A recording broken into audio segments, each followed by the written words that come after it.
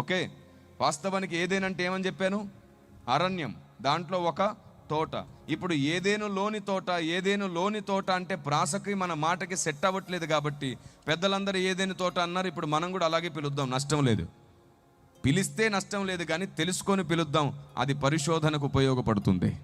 వివేకము జ్ఞానాన్ని పుట్టిస్తుంది. మీకు తెలుసా, సున్నైనను పొల్లైనను పోకూడదని రాయబడింది. పరిశోధన లేకుండా గుడ్డిగా చేసే భక్తి మీకు ఈ లోక ఆశీర్వాదాలను ఇవ్వగలుగుతుందేమో కానీ పరలోక మహిమను పోగొడుతుంది. జాగ్రత్త. ఈ లోక సమృద్ధి కలిగితే పరలోకంలో కూడా సమానంగా కలుగుతుంది అనుకోకండి. ఈ లోక సమృద్ధి కలిగిన ప్రతి ఒక్కరికి పరలోక సమృద్ధి కలగకపోవచ్చు. మీరు చెప్పండి, ఈ లోక ధనవంతుడు పరలోకంలో ధనవంతుడా? కానీ ఈ లోకంలో ఉన్న దరిద్రుడైన లాజరు మాత్రం పరలోకంలో విఐపి ప్లేస్లో కూర్చున్నాడు, సింహాసనంలో అబ్రహాము రొమ్మున అనుకొని. కాబట్టి ఆత్మీయ జీవితము ఈ లోక సమృద్ధితో ముడిపెట్టుకోకండి. ఈ లోక సమృద్ధిని ఇవ్వాలని దేవునికి తెలుసు, సమయోచితంగా మనకు అనుగ్రహిస్తాడు. మనమే కొన్ని తెలివి తక్కువ పనులతో, తెలివి తక్కువ నిర్ణయాలతో ఉన్న సమృద్ధి సమాధానం పోగొట్టుకుంటుంటాం. నువ్వు చాలా ఆత్మీయంగా ఎదుగుతావు, దేవుడు నీకు అన్ని సమృద్ధిగా ఇస్తూ ఉంటాడు. అప్పుడే వస్తాడు సాతాను ఒక బంధువుని తీసుకొని మీ ఇంటికి. వాడు వచ్చి అంటాడు, బంధువు వచ్చి అంటుంటాడు, ఏమిటో తెలుసా, కొంచెం నాకేమైనా అప్పిస్తావా, మధ్యలో షూరిటీగా ఉంటావా అంటే నువ్వు కరుణామయుడు దయామయుడు అయిపోతావు కదా. అప్పుడే ఆత్మీయంగా బలపడిపోయి వెంటనే మధ్యలో ఉండి పిచ్చేస్తావు. వాడు 4 నెలలు గట్టి ఎగ్గొట్టేస్తాడు. నీ సమాధానం అంతా పోయి నువ్వు అప్పులు కట్టే పనిలో ఉంటావు. అప్పుడు ఏడుస్తావు, ప్రభువా నేను ఎంత బాగున్నాను, నాకు నెమ్మది లేదు. ఎవడు పోగొట్టుకున్నాడు? హలో, ఎవరు పోగొట్టుకున్నారు? కాబట్టి వెనక ముందు ఆలోచన లేకుండా మనం చేస్తున్న తొందరపాటు పనుల వల్ల కూడా దేవుడిచ్చిన సమాధానం పోయే ప్రమాదం ఉంటుంది. అవును సార్, మరి హెల్ప్ చేస్తే చేయకూడదా అంటే చెయ్యాలి. అటువైపు ఉన్న వాడి క్యారెక్టర్ని గమనించు, వాడి స్వభావాన్ని గమనించు, వాడు మాట మీద ఉండేవాడా కాదా చూడు. వాడి నుంచి ఏదైనా ఒక షూరిటీ డైరెక్ట్గా వాళ్ళకి ఇప్పించు. నువ్వు ఎవడైనా ఒకరికి మార్గం చూపిస్తున్నావే కానీ నువ్వే మధ్యలో ఉండి నీ షూరిటీ ఇస్తున్నావు, అది నువ్వు చేసే తప్పు. ఆత్మీయంగా దేవుడు వాడుకునే వ్యక్తులకు నేను ఇస్తున్న హెచ్చరిక పరిశుద్ధాత్మని వలన, దయచేసి ఎవరికి మధ్యలో షూరిటీగా ఉండకండి. కేవలం అప్పిచ్చే వారిని పరిచయం చేయండి, ఏదైనా వాళ్ళ దగ్గర నుంచే షూరిటీ తీసుకోమని చెప్పండి, కానీ మీరు మధ్యలో ఉండకండి. ఎందుకంటే సాతాను మిమ్మల్ని నాశనం చేయడానికి వాళ్ళను వాడుకుంటున్నాడు. వాడి తంత్రములు ఏమిటో తెలియక జాలి అనే దాన్ని ముందు పెట్టి ప్రేమ అనే మైకంలో పడిపోయి క్రైస్తవుణ్ణి కదా సహాయం చేయాలని చెప్పేసి లాజిక్ని మైండ్లో పెట్టుకొని మ్యాజిక్లో పడిపోతున్నావు నువ్వు. నీకు అర్థం కావట్లేదు వాడు ఎన్ని రకాల తంత్రములను పన్నుతున్నాడు. ఎందుకంటే ఇలాంటి పిచ్చి మాయలో నేను పడిపోయి 14 లక్షలు మోసపోయాను ఒకసారి. బుద్ధి వచ్చింది అప్పుడు మోకరిస్తే. ఏం చేస్తాం? ప్రేమ అని ముందుకెళ్ళి బోల్తా పడిపోతున్నాం. ప్రేమ గుడ్డిది అంటుంటుంది లోకం. ప్రేమ గుడ్డిది కాదు, నీ ఆలోచన గుడ్డిది. ప్రేమ ఎప్పుడు గుడ్డిది కాదు, ప్రేమ చాలా గొప్పది. ఈ ప్రేమకు గంతలు గట్టి కొందరు చేస్తున్నటువంటి గుడ్డి పనులు ఉంటాయి, మోస పనులు ఉంటాయి. దేవుని ప్రజా, సర్వోన్నతుడైన దేవుడు నీకు ప్రతి చిన్న విషయం నేర్పించాలనుకుంటున్నాడు. మనమే దాన్ని గమనించాం. స్కూల్ డేస్ నుంచి కూడా అంతే. మనం తాబేలు గెలిచిందంటే సంబరపడిపోయాం, నిజమే కదా అని. కానీ నిజ జీవితంలో తాబేలు అసలు గెలవదు. నిజ జీవితంలో గెలిచేది ఏమిటి? కుందేలే గెలుస్తుంది.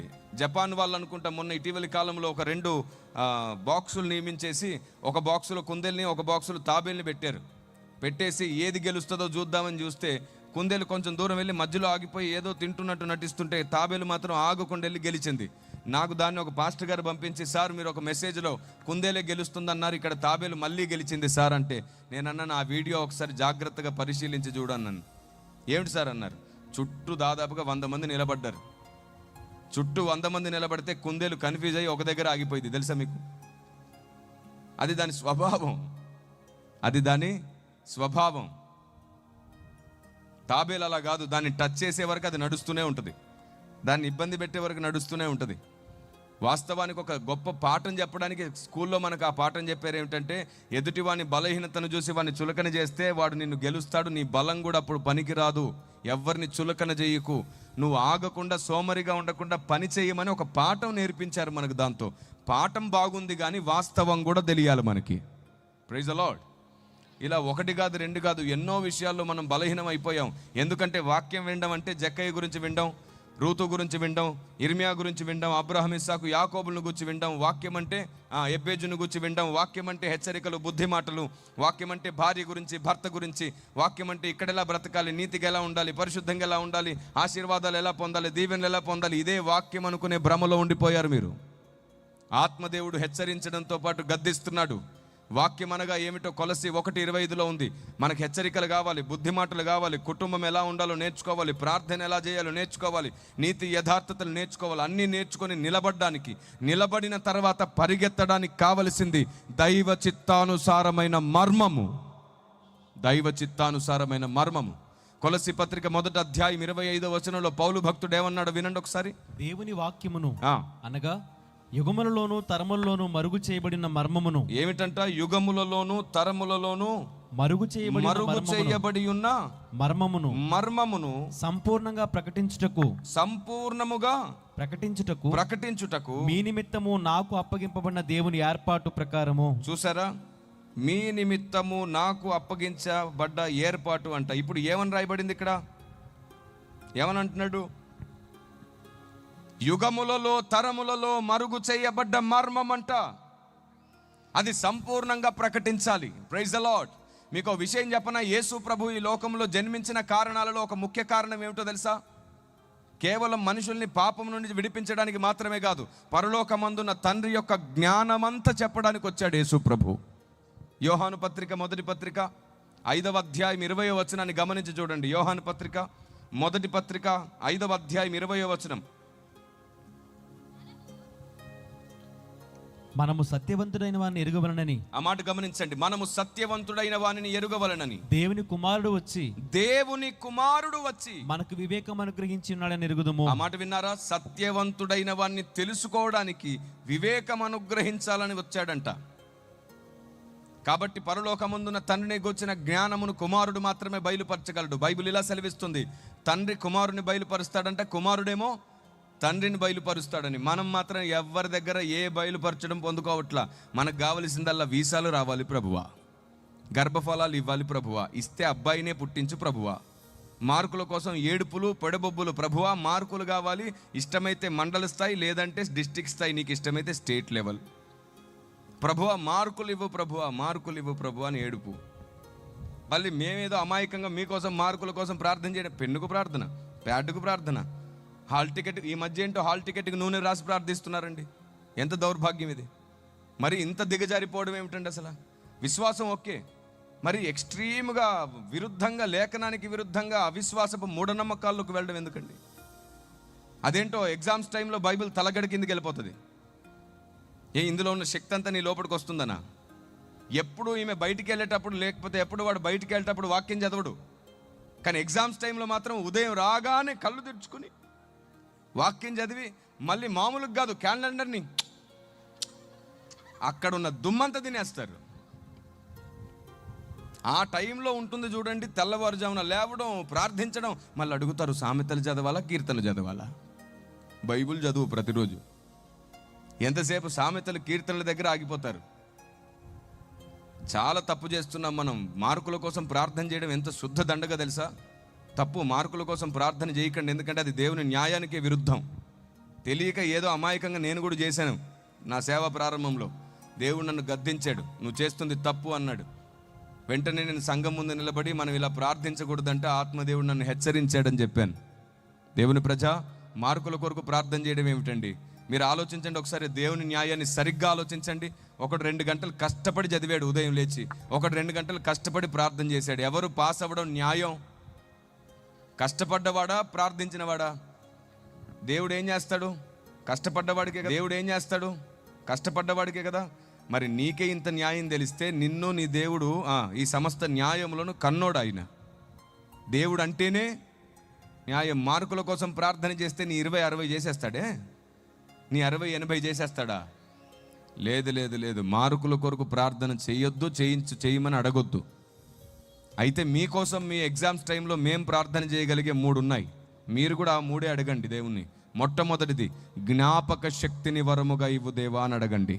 అది మీ సొంతం అవుతుంది, మీరు ఎప్పటికీ ఫెయిల్ అవ్వరు ఇంకా. రెండవది, ఎగ్జామ్స్ టైంలో అనారోగ్యము లేకుండా ధైర్యంగా ఉండే కృపనివ్వమని అడగండి. మూడవది, ఎగ్జామ్ హాల్లోకి వెళ్ళినప్పుడు ప్రశ్న చూడగానే జవాబు జ్ఞాపకం వచ్చే కృపనివ్వు ప్రభువా అని అడగండి. కానీ వచ్చావు కదా రాసి పెట్టమని అడగండి, నువ్వే రాయాలి. యుద్ధం ఎలాంటిదో తెలుసా? నువ్వు ఒక 10 అడుగులు వేస్తే ఆయన 100 అడుగులేసి గెలిపిస్తాడు. Praise the Lord. యుద్ధము యెహోవాదని ఇంట్లో ఉండకు. యుద్ధము యెహోవాదే అయితే నువ్వు యుద్ధ భూమిలో ఉండాలి. నేను వస్తాను మీరు వెళ్ళండి అన్నాడు ఆయన. లేదు లేదు నువ్వు మాతో వస్తేనే మేము వెళ్తామన్నారు వాళ్ళు. దేవునికి స్తుతి కలుగును గాక. కొన్నిసార్లు మనకి ఎలాంటి మాటలు ఇష్టమో తెలుసా? కథలు, మనకు నచ్చిన మాటలు, మనం వినాలనుకున్న మాటలు మాత్రమే ఇష్టపడతాం. దేవుని నియమం, దేవుని సూత్రం, దేవుని మర్మం, దేవుని జ్ఞానం వినలేం. ఎందుకంటే లోకంతో పాటు ధర్మ విరోధమైన ఆత్మ మనల్ని చెరుపుతుంది.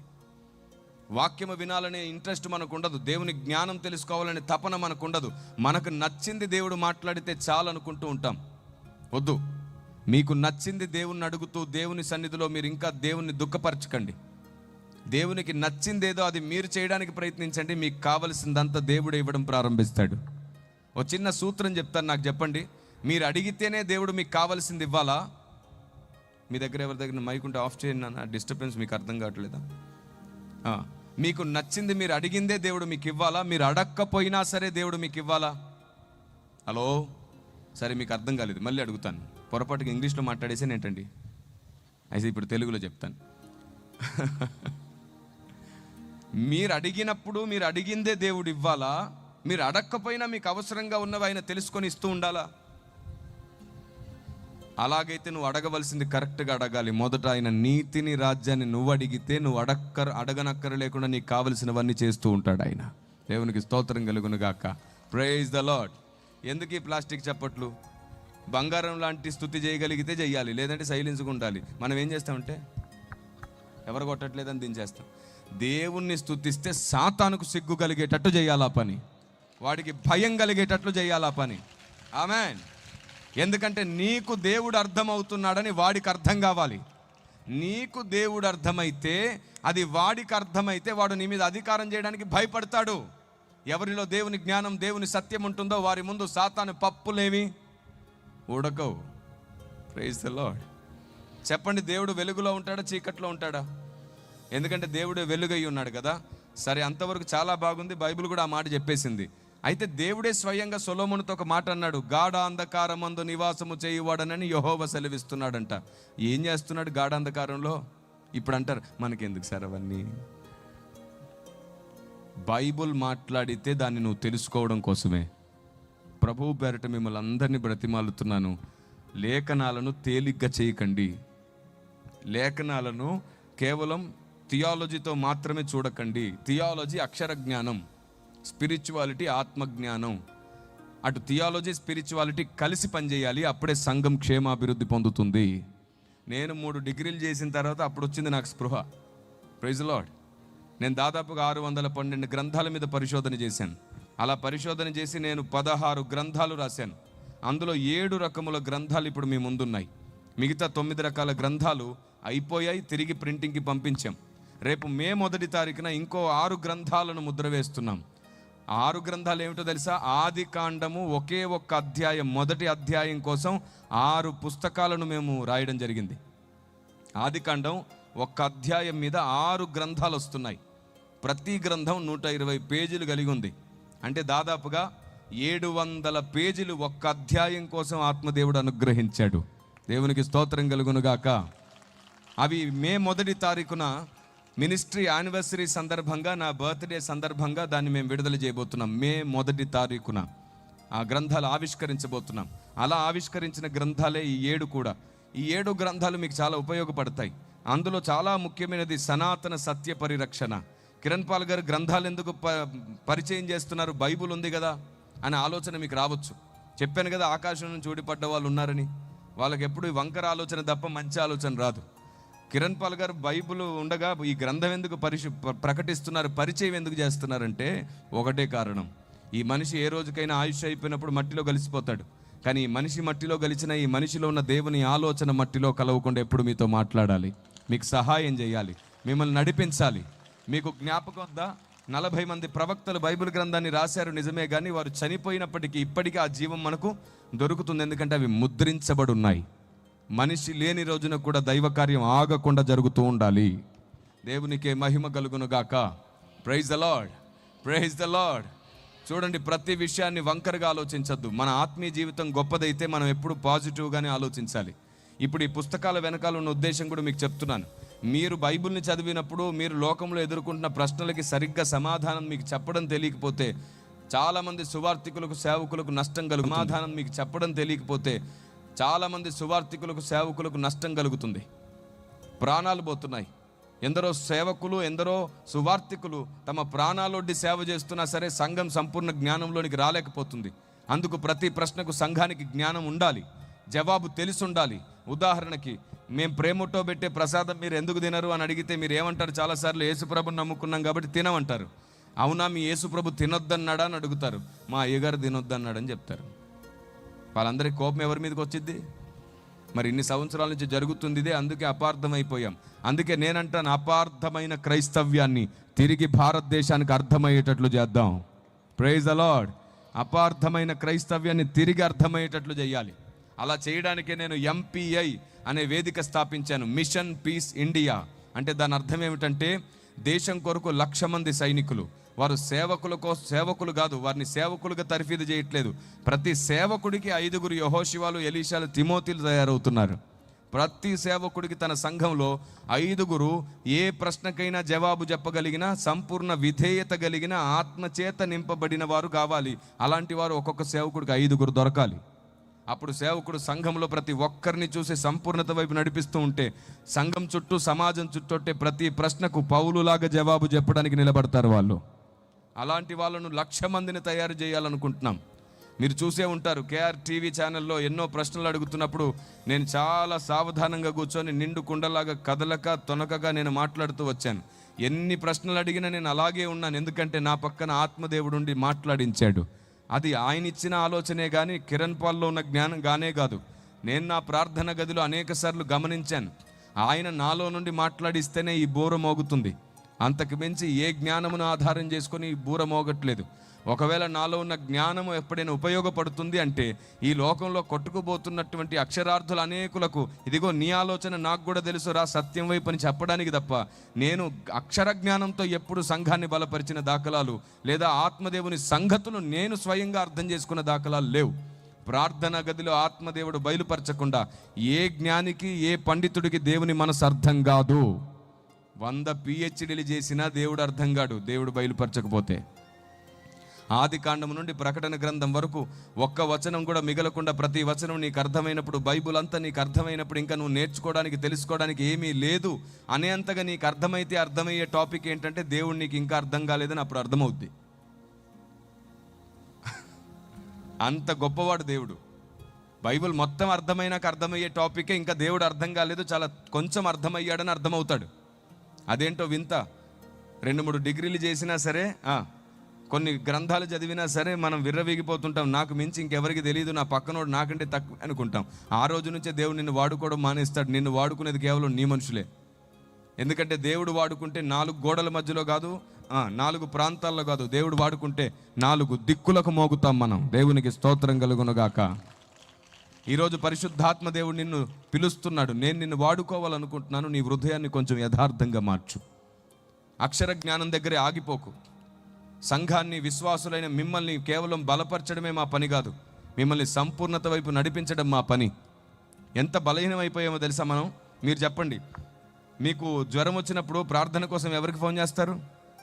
చెప్పరేంటండి పాస్టర్ గారు? తలనొప్పి వస్తే, భయం వేస్తే, పీడకలబడితే, జలుబు వస్తే కూడా పిలవండి, ఖర్చు పెట్టుకొని వస్తాడు. ఏమిటండి? తలనొప్పికి అయ్యగారు, కాలునొప్పికి అయ్యగారు, పొట్టు నొప్పికి అయ్యగారు, జలుబుకి అయ్యగారు, దగ్గుకి అయ్యగారు, పీడకలబడితే అయ్యగారు, ప్రతిదానికి అయ్యగారు అయ్యగారు అయ్యగారు అయ్యగారు. మీరు రక్షించబడ్డ కొత్తలో మీకు ఏం తెలియదు కాబట్టి చిన్న చిన్న వాటికి మేము తండ్రి వల్లే చేయబట్టి నడిపించాం. మీరు రక్షించబడి 5-6 సంవత్సరాలు గడిచింది అంటే ప్రతి చిన్నదానికి అయ్యగారు అయ్యగారు అని మీరు అయ్యగారికి ఫోన్ చేయక్కర్లా. మీకు తెలుసా, మీరు చిన్న చిన్న వాటిని స్వయంగా మీ విశ్వాసంతో మీరే పోరాడి గెలిస్తే అప్పుడు మేము తలెత్తుకుంటాం, సరిగ్గా పెంచగలిగాం మేమని. సాతాన్ని మీరు చిదగుదొక్కగలుగుతారని మేము ధైర్యంగా ఉంటాం. ప్రతి తిన్నదానికి అయ్యగారు కడుపు నొప్పి, అయ్యగారు తలనొప్పి, అయ్యగారు భయం వేసింది, ప్రతిదానికి. అవును, ఏదో ఒక రోజు అయ్యగారు ఆయుష్ అయిపోయి చనిపోయాడు అనుకోండి, అప్పుడు ఎవరికి ఫోన్ చేస్తారు? చెప్పేగా మీ దగ్గర ప్లాన్ బి ఉంటుంది. అయ్యగారు లేకపోతే అమ్మగారు.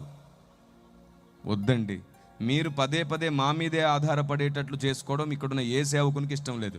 మీరందరూ పదే పదే ఆయన మీద ఆధారపడేటట్లే మిమ్మల్ని నడిపిస్తున్నాం మేము. ఆయన చేయి పట్టుకొని పరిగెత్తండి, మీరే మీ విశ్వాసంతో పోరాడి గెలుతురుగాక. అలా మీరు గెలవడం ప్రారంభిస్తే సైన్యం అయిపోతాం మనం. వ్యూహిత సైన్య సమభీకర రూపిణి అని. అందుకే ఆత్మీయత అనేది కేవలం మాటలతో లేదు, అనుభవ జ్ఞానంతో ముడిపడి ఉంది. ఇది ఆత్మదేవుడు మనకు అనుగ్రహించాలి. Praise the lord. ఇదిగో ఈ సనాతన సత్య పరిరక్షణ ఎలాంటిదో తెలుసా? లోకం అడిగే ప్రతి ప్రశ్నకు మీ దగ్గర జవాబు ఉంటుంది. 600 ప్రశ్నలకి ఇందులో జవాబులు ఉన్నాయి. 600 క్వశ్చన్స్. క్రైస్తవుడు బొట్టు ఎందుకు పెట్టుకోడు, క్రైస్తవుడు ముగ్గులు ఎందుకు వేయడు, క్రైస్తవుడు అగరొత్తి ఎందుకు వెలిగించాడు, క్రైస్తవుడు దీపం ఎందుకు వెలిగించాడు, క్రైస్తవుడు హారతి ఎందుకు ఇవ్వడు, క్రైస్తవుడు తోరణాలు ఎందుకు కట్టడం మానేశాడు, క్రైస్తవుడు అది ఎందుకు చేయడు, ఇది ఎందుకు చేయడు, ఎన్ని అడుగుతారు మనల్ని. ప్రతి దానికి వాళ్ళు బాధపడనక్కరలేని అద్భుతమైన జవాబులు ఉన్నాయి ఇక్కడ. ఇది మాత్రమే కాదు, వ్యతిరేక ప్రశ్నలు అని ఇంకొక అద్భుతమైన పుస్తకం ఉంది. బైబుల్ని, క్రైస్తవ్యాన్ని, క్రీస్తుని ఈ మధ్య కొందరు క్రైస్తవ వ్యతిరేకులు రకరకాల తప్పుడు లాజిక్లతో దూషించి ద్వేషిస్తున్నారు. వారికి కూడా తిరుగులేని సమాధానం ఇస్తూ ఈ పుస్తకం, నా పుస్తకాలన్నీ ఇలా మల్టీ కవర్ పేపర్తో ఉంటాయి. అంటే మీరు ఏం చదువుతారో అవన్నీ కూడా చూస్తూ చదవచ్చు అన్నమాట. మొత్తం పిక్చరైజేషన్ అయి ఉంటాయి పుస్తకాలన్నీ కూడా. సబ్జెక్ట్ అంతా మీరు చూస్తూ చదవచ్చు. ఇందులో 100 రకాల ప్రశ్నలకు జవాబులు ఉన్నాయి. 100 రకాల ప్రశ్నలకి. ఒక ప్రశ్న గురించి మాట్లాడుతూ పిల్లలను బండకేసి కొట్టుడి అన్నాడు. ఏం దేవుడు అండి, శాడిస్ట్ దేవుడు అని అన్నారు వాళ్ళు. వాస్తవానికి ఆ మాట, దాని అర్థం ఏమిటో, అసలు ఎందుకు అన్నాడో, అది ఎవరికి సంబంధించిందో ఏ పుట్టు పూర్వత్రాలు తెలియకుండా మాట్లాడేశారు. అయితే రాయబడింది అక్కడ ఏమిటంటే, బండకేసి కొడితే మీరు ధన్యులు అనే పదం అంటాడు. ఈ ధన్యత ఏమిటి అని అడిగారు అనమాట. పిల్లల్ని బండకేసి కొట్టడం ఏంటంటే, మనం ఏమన్నాం ఆత్మీయార్థంతో, క్రీస్తు అనే బండకేసి కొట్టాలన్నాం. కానీ వాస్తవానికి చరిత్ర ఏంటో తెలుసా? అది ఒక శాపం. అది ఒక శాపం. అది ఒక శాపం, అమాలేకీయుల శాపం అది.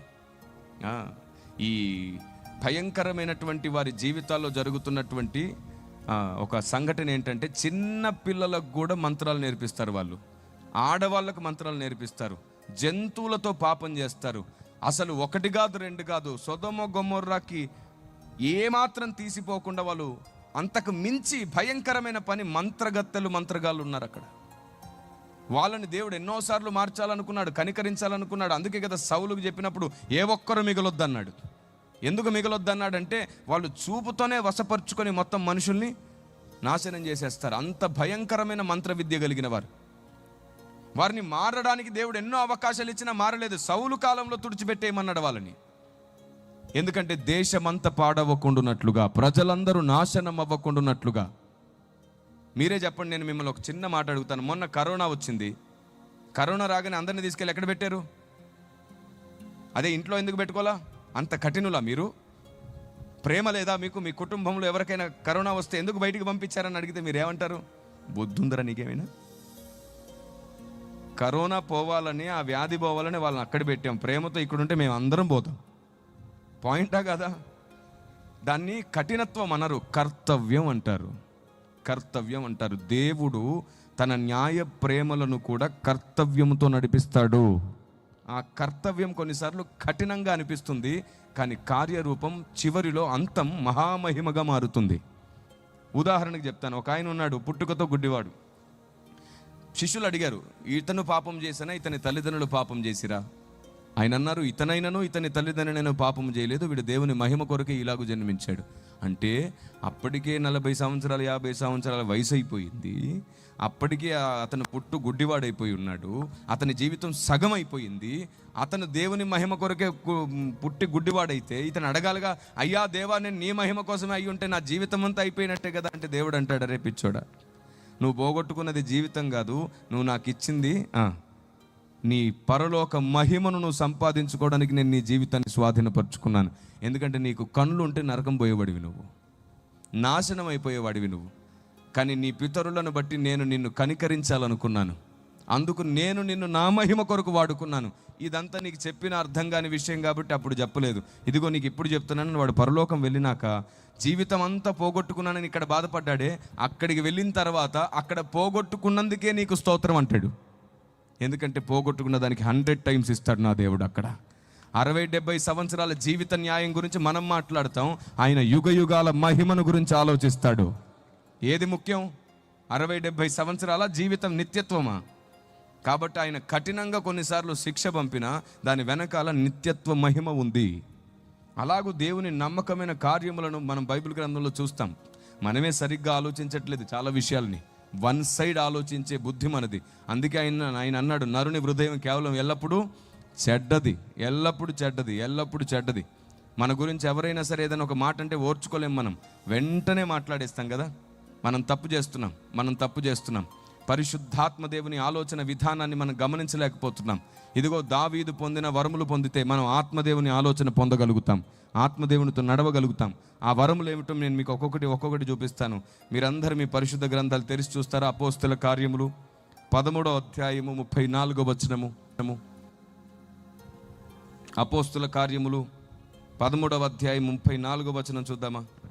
మరియు ఇక కుళ్ళు పట్టకుండా ఆయనను మృతుల్లో నుండి లేపుటను బట్టి దావీదునకు అనుగ్రహించిన పవిత్రమైన వరములను మీకు అనుగ్రహింతును, అవి నమ్మకములైనవని చెప్పాను. ఏమిటి? దావీదు పొందిన పవిత్రమైన వరములు మీకు ఇస్తాను, అవి నమ్మకమైనవంట. ఇంకా ఈ వరములను గూర్చి నమ్మకమైనవి ఇవంటే అవి నమ్మకమైనవి కావా అని దాని గురించి ఈ డిఫెన్స్ చేసి మాట్లాడే డిప్లొమాటిక్ ఇష్యూస్ తర్వాత మాట్లాడుకోవచ్చు ఎప్పుడైనా అవకాశం ఉంటే. ఈరోజు డైరెక్ట్ ఒక మాట చెప్తున్నాను, దావీదు పొందిన వరాలు ఏమిటో చూద్దాం. చాలు చూడండి ఒకసారి మీరందరూ. కీర్తన 27వ కీర్తన 4వ మాట మనం ధ్యానం చేద్దాం ప్రారంభం నుండి. 27వ కీర్తన 4వ మాట. యెహోవా యొద్ద ఒక వరం అడిగి తిని, దావీదు అడుగుతున్నాడంట, యెహోవా యొద్ద నేను ఒక వరం అడిగి తిని దాన్ని నేను వెతుకుచున్నాను. ఏం చేస్తున్నాడు? ఒక వరం అడిగాడు, వెతుకుతున్నాడు. యెహోవా ప్రసన్నతను చూచుటకును. ఏం వరం అంట అది? హలో, ఆ వరం ఏమిటంట? యెహోవా ప్రసన్నతను చూచుటకును, ఆయన ఆలయములో ధ్యానించుటకును, నా జీవిత కాలమంతయు నేను యెహోవా మందిరంలో నివసింపగోరుచున్నాను. ఏం వరం అడిగాడు? మనలాగా వీసాలు, పాస్పోర్ట్లు, ప్రమోషన్లు, స్థలాలు అడిగాడా? ఏమడిగాడు? ఆయన ప్రసన్నత చూస్తూ ఆయన సన్నిధిలో దినమంతా జీవితకాలమంతా గడిపే వరం అడిగాడంట. అద్భుతం. నేను నీ సన్నిధిలోనే నీ ప్రసన్నత చూస్తూ ఉండే వరం నాకు ఇవ్వు. దేవునికి నచ్చిన వరం అది. మనలో ఎంతమంది అడుగుంటాం, ప్రభువా నేను ఎప్పుడు నిన్ను చూస్తూనే ఉండే వరం నాకు ఇవ్వు. చూడండి, ఇంకొక ప్రస్తావన చేస్తాను. 119వ కీర్తన 56వ మాట చూడండి. నీ ఉపదేశం అనుసరించి నడుచుకొని. ఇదిగో రెండవ వరం, దావీదు పొందుకున్న రెండవ వరం. మొదటి వరం ఏమిటి? ఆయన మందిరములోనే ఉండే వరం అడిగాడంట, మొదటిది. రెండవ వరం ఏమిటంట? నీ ఉపదేశమును అనుసరించి నడుచుకొనుచున్నాను, ఇదే నాకు వరముగా దయచేయబడి ఉన్నది. Praise the Lord. భక్తునికి రెండో వరం ఏమిటంట? ఉపదేశమును అనుసరించి నడుచుకునే వరం. మీకు ఒక విషయం చెప్పనా, ఉపదేశమును అనుసరించే వరం కానీ మీకు దొరికిందంటే సాతాను మిమ్మల్ని మోసం చేయలేడు. ఆత్మదేవుని ప్రతి స్వరం మీకు వినబడుతుంది. ఉపదేశమును అనుసరించే వరం కానీ మీకు దొరికిందా, ఆత్మదేవుడు మిమ్మల్ని నడిపిస్తూనే ఉంటాడు. మీరు అనేకుల కొరకు మండుతున్న దీపం అవుతారు. ఉపదేశమును అనుసరించే వరం అడగండి. చనిపోయే లోపు ఆయనకు నచ్చినట్లు ఏదైనా అడిగి చూడండి.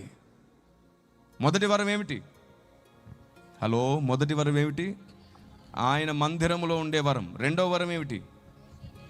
ఉపదేశమును అనుసరించే వరం. చూడండి, 2వ పత్రిక, పేతురు పత్రిక 1వ అధ్యాయం 2-3 వచనాలు. వరములు ఈ లోక సంబంధమైనవి మాత్రమే కాదు, పరలోక సంబంధమైన దీవెనను కూడా ఇచ్చేలాగా ఉండాలి. చూడండి, పేతురు పత్రిక 2వ పత్రిక 1వ అధ్యాయం 2-3 వచనాలు. తన మహిమను బట్టి గుణాతిశయమును బట్టి మనల్ని పిలిచిన వాని గూర్చిన అనుభవ జ్ఞానం మూలముగా ఆయన దైవశక్తి జీవమునకును భక్తికి కావలసిన వాటన్నిటినీ మనకు దయచేయుచున్నందున. దైవ భక్తి ఈ లోక సంబంధమైనవి మాత్రమే కాదు, రాబో యుగ సంబంధమైన ఆ జీవాన్ని కూడా మనకు అనుగ్రహిస్తుందంట. తిమోతి పత్రిక 1వ పత్రిక చూడండి ఒకసారి, 4వ అధ్యాయం 7వ వచనం. తిమోతి పత్రిక 1వ పత్రిక 4:7. అపవిత్రమైన ముసలమ్మ ముచ్చట్లను విసర్జించి దేవభక్తి విషయంలో నీకు నీవే సాధకము చేసుకొనుము. శరీర సంబంధమైన సాధకము కొంచెం మట్టుకే ప్రయోజనకరమవును గాని దైవభక్తి ఇప్పటి జీవం విషయంలోను రాబో జీవం విషయంలోను వాగ్దానంతో కూడిందైనందున. కాబట్టి నువ్వు దేవుణ్ణి ఏది అడుగుతున్నా సరే ఈ లోక సంబంధమైనది మాత్రమే అడిగే ప్రయత్నంలో ఉండకు. నీవు పైనున్న వాటిని వెతికి చూడు, కిందున్నవి నువ్వు అడగకుండానే నీకు ఇస్తాడు. నువ్వు కిందున్నవి అడిగితే పైనున్నవి ఎప్పటికీ వెతకలేవు, నీ మనసు సహకరించదు. కాబట్టి భక్తుడు ఎప్పటికీ నిత్యం ఉండే వరం అడిగాడు, ఆగిపోయే వరాలు అడగలేదు, నిలిచిపోయే వరాలు అడగలేదు, నిత్యము ఉండే వరం అడిగాడు. నీ ప్రసన్నత చూస్తూ నీ సన్నిధిలో నేను నిత్యం ఉండాలి. ఈ వరం ఏం చేస్తుందో తెలుసా? మనిషి సాతాను నిన్ను ఎంత తీసుకెళ్ళిపోయి ఎక్కడ పడేసినా ఈ వరం మరలా తీసుకొచ్చి దేవుని మందిరంలో పడేస్తుంది నిన్ను. Praise the Lord. ఆయనకు దూరం అయ్యే ప్రసక్తే లేదు. రెండవది, ఉపదేశమును అనుసరించే వరం ఇంకా నిన్ను సాతాను మోసం చేయనే లేడు. మూడవది, పరిశుద్ధాత్మునే వరముగా పొందుకున్నాడు. చూడండి ఒకసారి మీరందరూ అపోస్తుల కార్యములు 2వ అధ్యాయము 38వ వచనం. అపోస్తుల కార్యములు 2వ అధ్యాయం 38వ వచనం. పేతురు, మీరు మారు మనసు పొంది పాపక్షమాపణ నిమిత్తము ప్రతివాడు యేసుక్రీస్తు నామమున బాప్తిస్మం పొందుడి, అప్పుడు మీరు పరిశుద్ధాత్మను వరము పొందుదురు. దేవునికి స్తోత్రం కలుగును గాక. అందుకే దావీదు అంటాడు, నీ ఆత్మను నా యొద్ద నుండి. కాబట్టి ఆత్మను గల దావీదు, ఆత్మను పొందుకున్న దావీదు.